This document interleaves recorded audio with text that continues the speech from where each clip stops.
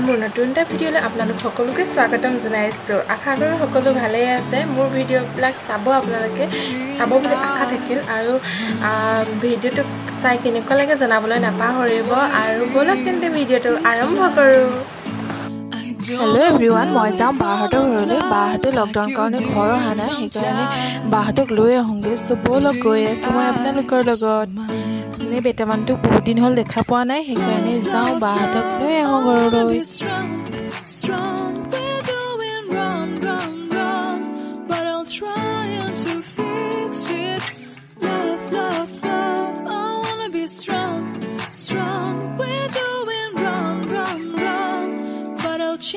বাঘৰৰ পৰা সোনকালে আহিলোঁ কাৰণ বতৰটো বহুত বেয়া আছিল আৰু বাৰ ল'ৰাটোৱে বহুত টোপনি অহা লেখীয়া কৰি আহিছিল সেইকাৰণে তাক অকণমান মোৰ লগতে বিজি কৰাই আনিলোঁ আৰু অকণমানি ল'ৰা ছোৱালীবিলাকে গাড়ীত উঠিব পালে বেছি আমনি কৰেই সেইকাৰণে এনেদৰে আহি আছোঁ বলক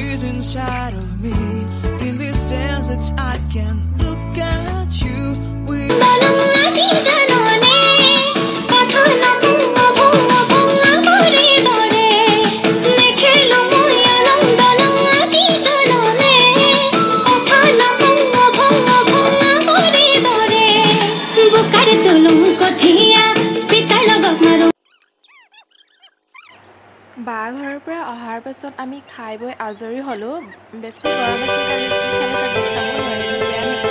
আৰু আমাৰ ভতিজী আয়ুষী তাই অলপ ডান্স চালোঁ তাৰপিছত ইভিনিং টাইমত কিনো কৰিম বুলি ভাবি মামাৰ ল'ৰা জুবিটো আছিল সেইকাৰণে তাৰ লগতে অলপমান বেডমিণ্টন খেলিলোঁ আৰু ইমান মটো হৈ গৈছোঁ অকণ ক্ষীণাওঁ বুলি খেলি আছোঁ আৰু বলক আৰু কি কি কৰোঁ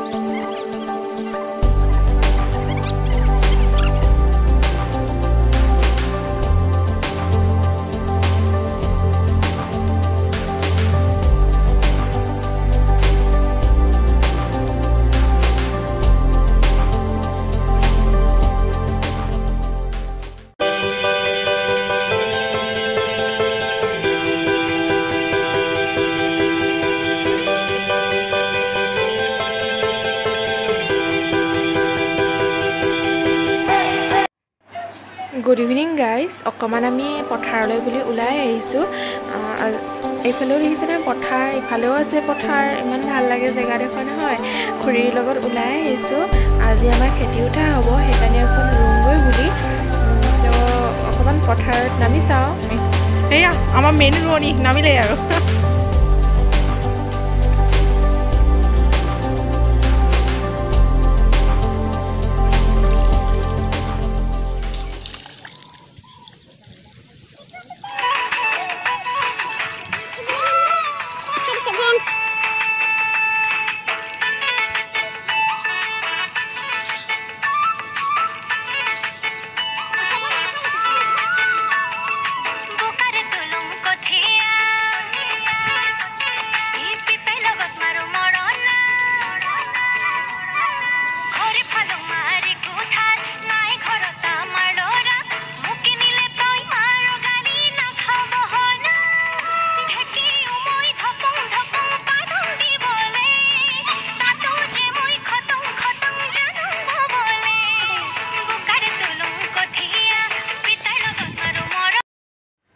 আমাৰ ৰুই হৈ গ'ল আৰু বেলিও পৰিলে সেইকাৰণে ঘৰ আহিলোঁ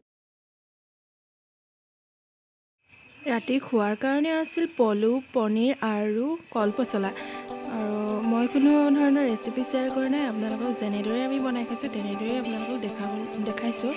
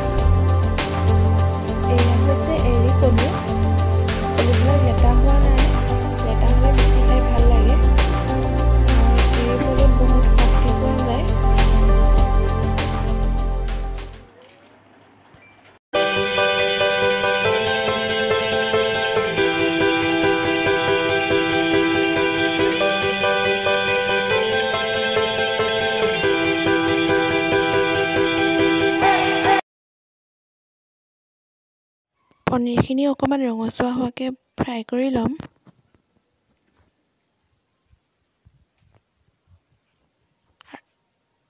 এয়া আধা হৈছে আৰু ৰঙা।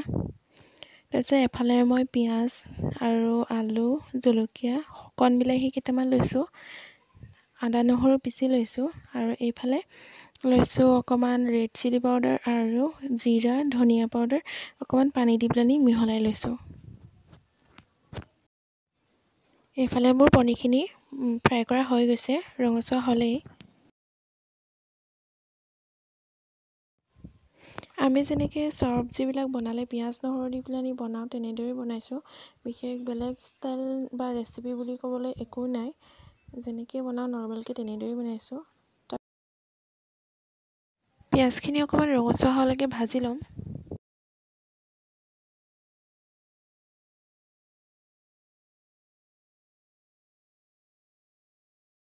পিঁয়াজখিনি ভালদৰে ভজা হৈ গৈছে, তাতে মই মছলাখিনি দি দিছোঁ। মছলাখিনি দিয়াৰ পিছত বিলাহীকেইটাও দি দিম লগতে।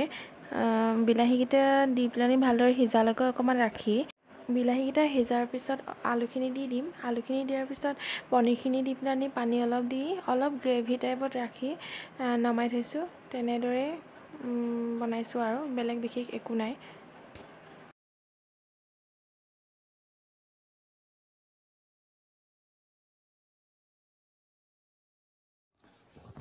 এয়া হৈছে কলপচলা, তাৰ লগত আছে বুট আৰু আলু গুটি।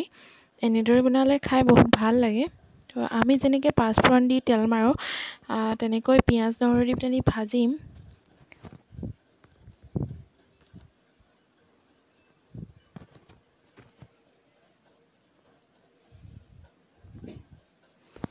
পাঁচফোৰণ অকণ দি দিলে চব্জিকণ খাই ভাল লাগে গোন্ধটো। হালধি নিমখ দি পেলাই তেনেদৰে আমি নৰ্মেলকৈ বনাম, আৰু বিশেষ ৰেচিপি বুলি ক'বলৈ একো নাই। তো পিঁয়াজখিনি ৰঙচুৱা হোৱাৰ পিছত কৰি থোৱা পচলাখিনি দি দিছোঁ, আৰু তেনেদৰেই ভালদৰে ভাজি থাকিম আৰু।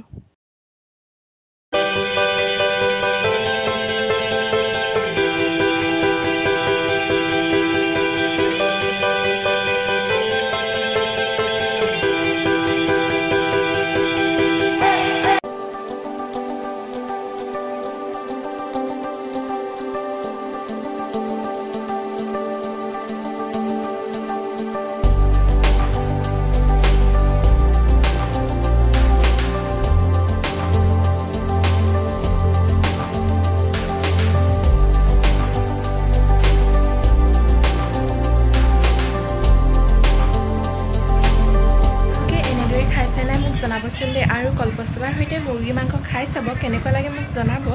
আৰু মোৰ ভিডিঅ'বিলাক চাই থাকিব, লাইক কৰিব, শ্বেয়াৰ কৰিব আৰু ছাবস্ক্ৰাইব কৰি দিব, আৰু যাতে আহিবলগীয়া নতুন ভিডিঅ'বিলাক আপোনালোকে সোনকালে পায়। Thank U.